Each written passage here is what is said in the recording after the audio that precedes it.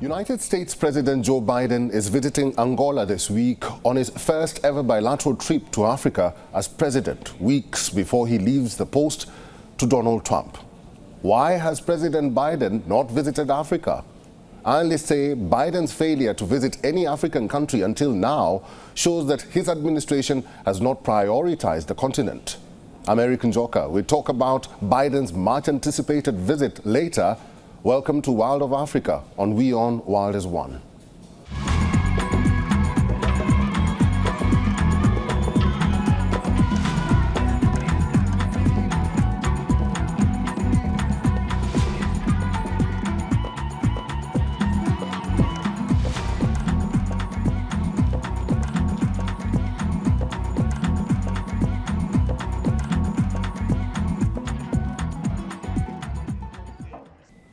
South African head of state Cyril Ramaphosa is hanging on tenterhooks, at least to the eyes of the opposition, as a scandal has returned to haunt the president.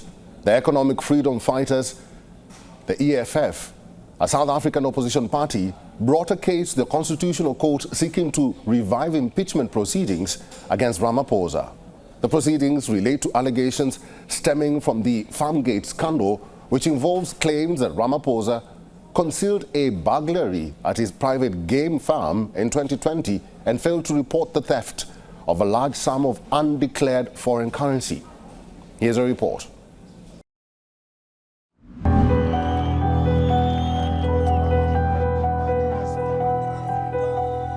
South African opposition party, the Economic Freedom Fighters, EFF, brought a case to the country's top court to try to revive impeachment proceedings against President Cyril Ramaphosa over the scandal dubbed Farmgate by local media.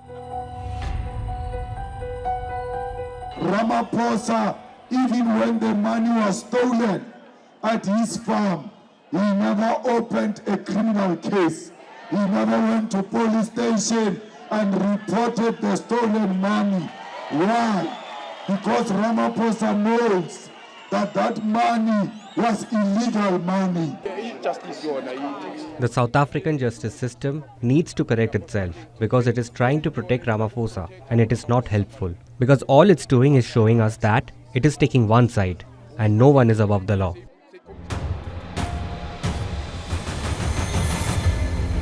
Ramaphosa's African National Congress Party used its parliamentary majority to stop an impeachment vote by lawmakers.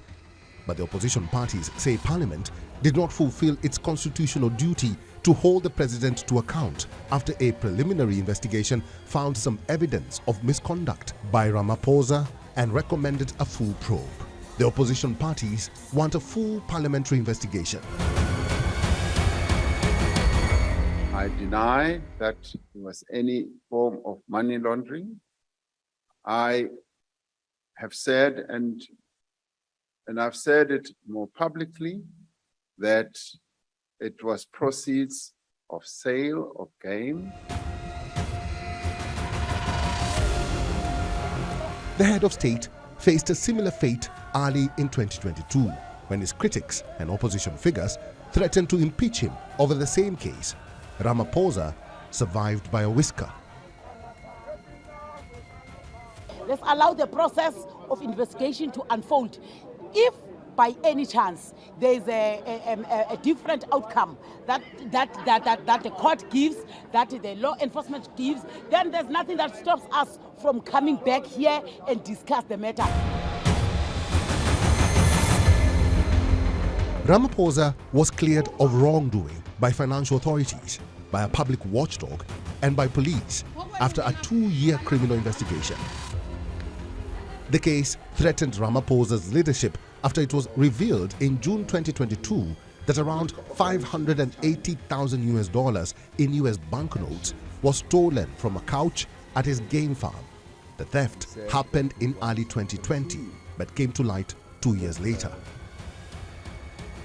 Ramaphosa was accused of money laundering and breaching foreign currency laws and of covering up the theft. He said the money came from the legitimate sale of animals at his ranch, but has not explained why it was hidden in a couch.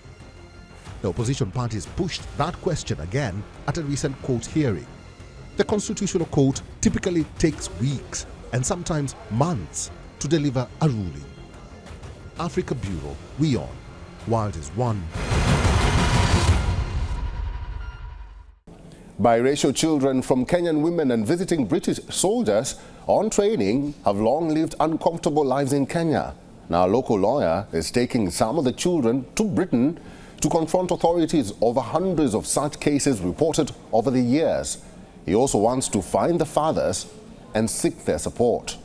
Here's a report from Kenya.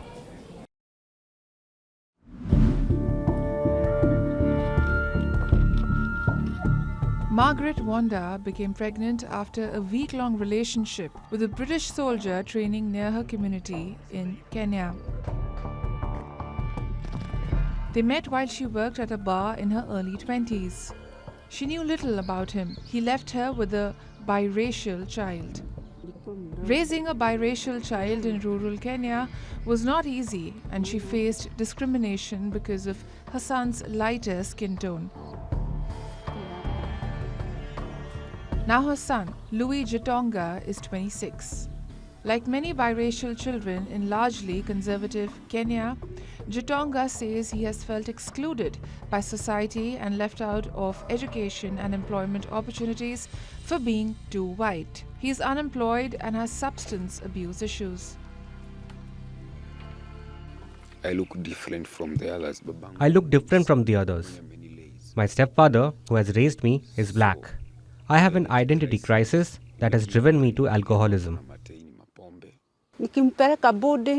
When I took him to boarding school, they thought I had brought a white child and they would hike the fees. I objected by telling them I do not have money. I asked them not to chase my child from school for fee arrears, as I was just a casual laborer. One man who knows about the struggles of growing up as biracial in Kenya is 68-year-old David Mongi Macharia. He lives 80 kilometers away in Rumuruti. He was born in 1956 during the Mau Mau freedom struggle and had no clue who his father was.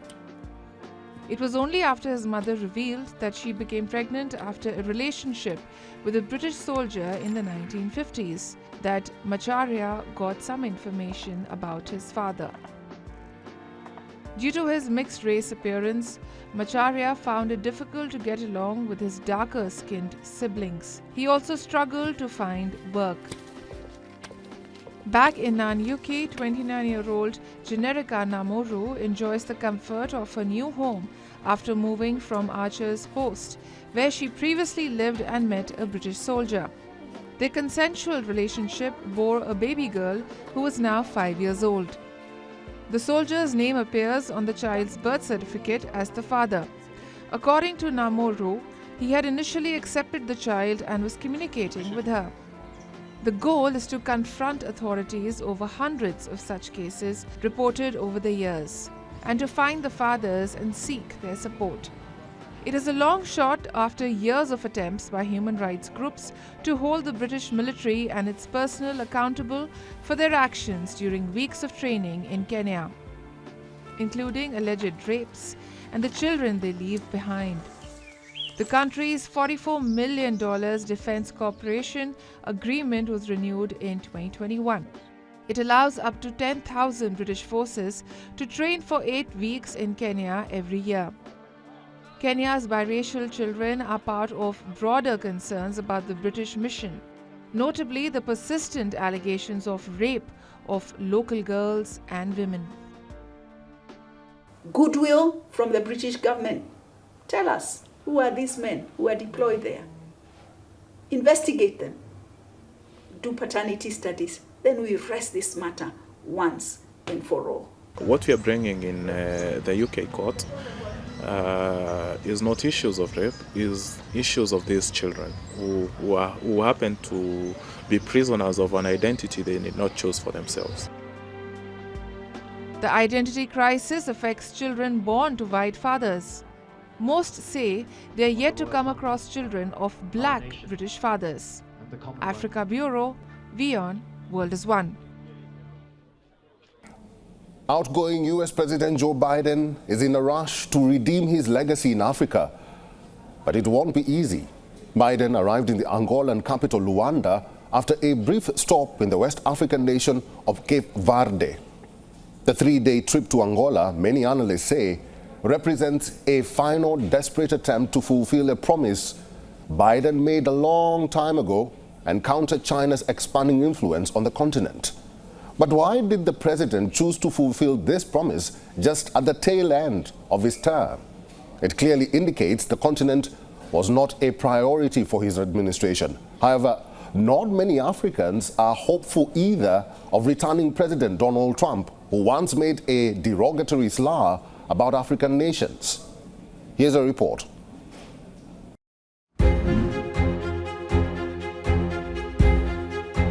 Biden first promised to visit Africa in December 2022, 2 years into his presidency, which some note was already too late. He made the promise at a US-Africa Leaders Summit in Washington, where 49 African leaders gathered. The US is all in on Africa and all in with Africa, Biden had declared at the time. He also announced a support package of $55 billion to the African Union.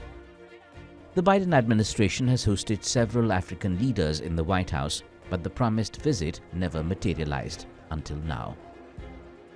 His pit stop in a little-known West African island of Cape Verde came as a huge surprise to many, even though it was strategic for America and the region's ties and trade. The visit to Luanda will see Biden focus on an $800 million US-backed railway project in the Lobito corridor. The passage is a strategic trade route that connects the resource-rich Democratic Republic of Congo DRC and Zambia to Angola, which hosts the port of Lobito located on the Atlantic Ocean. Funded largely by the US and the European Union, the Lobito Atlantic Railway project will see an existing rail network in the Lobito corridor upgraded. That would allow for the fastest export of cobalt and copper, amongst other minerals mined from the DRC's Kolwezi mining town to the west. With their setting up of the Lobito corridor, there should be a lot more trade between Congo and Zambia and the western side of the globe, so to speak. Why do I say the western side? Because presently, most of the critical mineral resources and the strategic minerals are exported out of the eastern side of Africa, mostly through Dar es Salaam into China and Asia.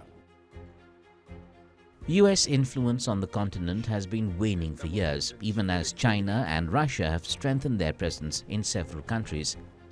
China has, since 2013, overtaken the US to become Africa's largest trade partner. This year, the US lost a major spy base in the West African nation of Niger, and its army got kicked out of Chad. That has left it struggling to find a military foothold in the Sahel region, which has become a hotspot of violence by a range of armed groups. Several top officials, including Vice President Kamala Harris and Secretary of State Antony Blinken, have visited African countries at various times. Meanwhile, Biden found time to travel elsewhere.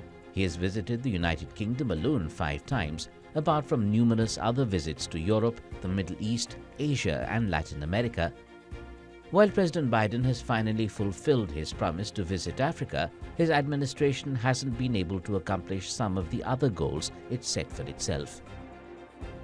However, analysts say Washington's view of Lourenço's government ignores alleged human rights violations under his watch. Lourenço is unpopular among many Angolans due to high living costs, corruption, and mounting crackdowns on dissent. In June, authorities opened fire on protesters angry at inflation, killing 8 people in the central Huambo province. Several others were arrested in cities across the country. The African Union was admitted as a permanent member of the G20 in September 2023. However, no African country is still a permanent member of the UNSC. It's very hateful to a continent of 1.4 billion people, 54 countries. It can be a shithole. So we are extremely offended, but I think it speaks more of the man's character than what Africa is. During his first term in 2018, Donald Trump caused a storm with his derogatory statement of African nations being a shithole continent. That statement drew fury and resentment across the world. Although skeptical, many critics say a Trump presidency is likely to focus only on trade relations, as it did the first time. The incoming administration will likely want to compete with Chinese and Russian influence and land access to critical minerals. Africa Bureau, WION World is One. Sub-Saharan Africa's biggest planetarium was recently relaunched in Johannesburg, South Africa, as a new state-of-the-art WITS Anglo-American digital dome after it underwent nearly $5 million refurbishment project. The planetarium is now a high-tech immersive auditorium with 10 digital projectors to give a full dome resolution that will transform how people will be able to experience research and science in this heritage landmark. Our correspondent Kalden Ongmu reports.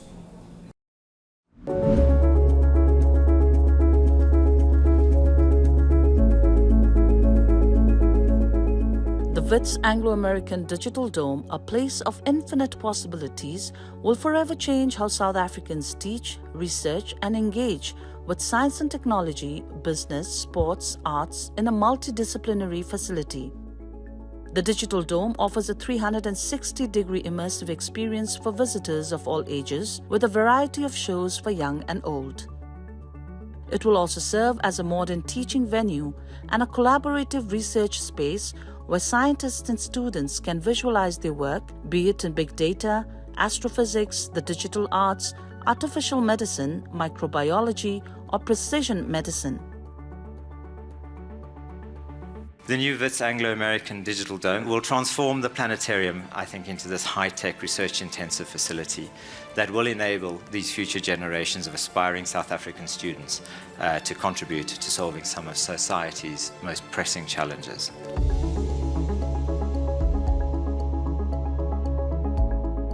For the past 64 years, the planetarium has entertained, inspired, and educated millions of visitors from Gauteng and beyond.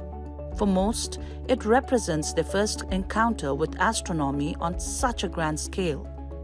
The awe-inspiring presentations under the planetarium's dome have sparked curiosity and wonder, potentially influencing future career choices and fostering a lifelong interest in science. I think there was a school trip in 1981. I was 12 years old then.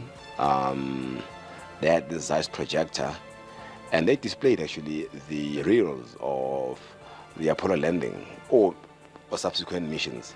And I think there was a rover mission as well. So it really left an indelible mark on me. I am certain that myself and millions of other children who came to this planetarium were one way or another touched to embark on a career in science, or if not in science, but have an interest and curiosity about space and science. As part of the refurbishment, the original Zeiss projector has been replaced by 10 brand new digital projectors to render an 8K full dome resolution. Each projector has its own image generator, which is controlled by a master computer. The sound in the digital dome has also been upgraded to an 8.2 audio system. The refurbished facility includes a new digital projection and sound systems and auditorium seating, with the possible future creation of a science and technology exploratorium. The WITS Anglo-American Digital Dome is currently in its pilot phase until the end of January 2025 and is expected to open its doors to broader public in February next year. The first shows to be viewed in the Digital Dome include a set of 6 full dome shows donated by American Museum of National History. This is Kalden Ongmu from Johannesburg, South Africa for WION World is One. In many African countries, citizens typically buy pre-owned clothes, as well as used cars, phones and other necessities because they cost less than new ones. Second-hand shopping also gives them a chance to score designers' goods that most people in the region can only dream of.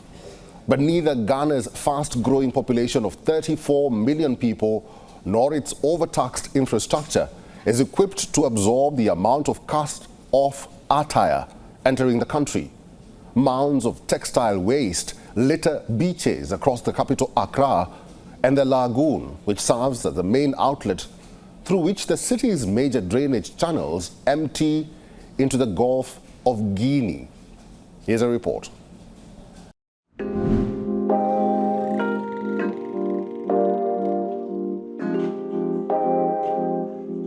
In the trash dumps of Accra in Ghana and along the city's beaches, fast fashion, produced mostly in countries with cheap labor and sold in retailers around the world, arrives at its last stop.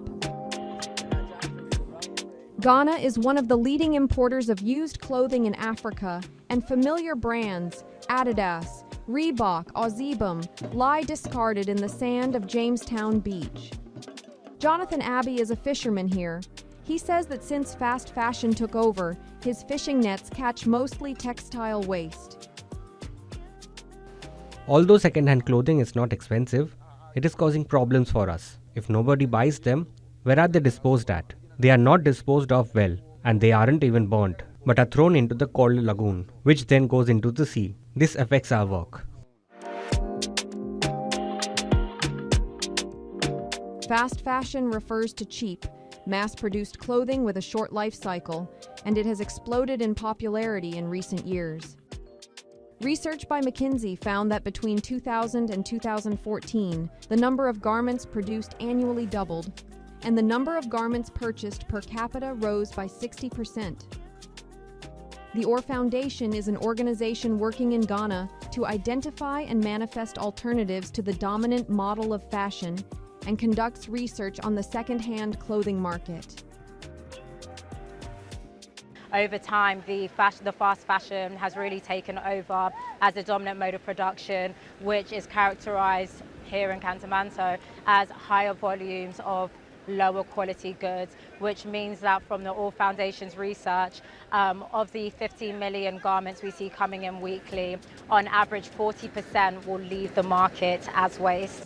There's always life in old clothing. You shouldn't dump your clothing. You can keep them, upcycle them, let them, you can make them look new again.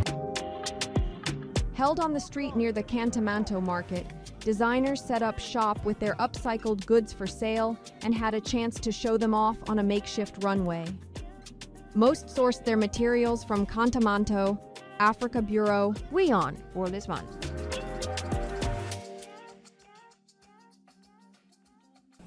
And that's the latest from the African continent. Thanks for watching this week's episode of World of Africa. Share your stories with us on all our social media platforms and on our website. We would love to hear from you. Until next time, I'm Erick Njoka. Bye-bye for now.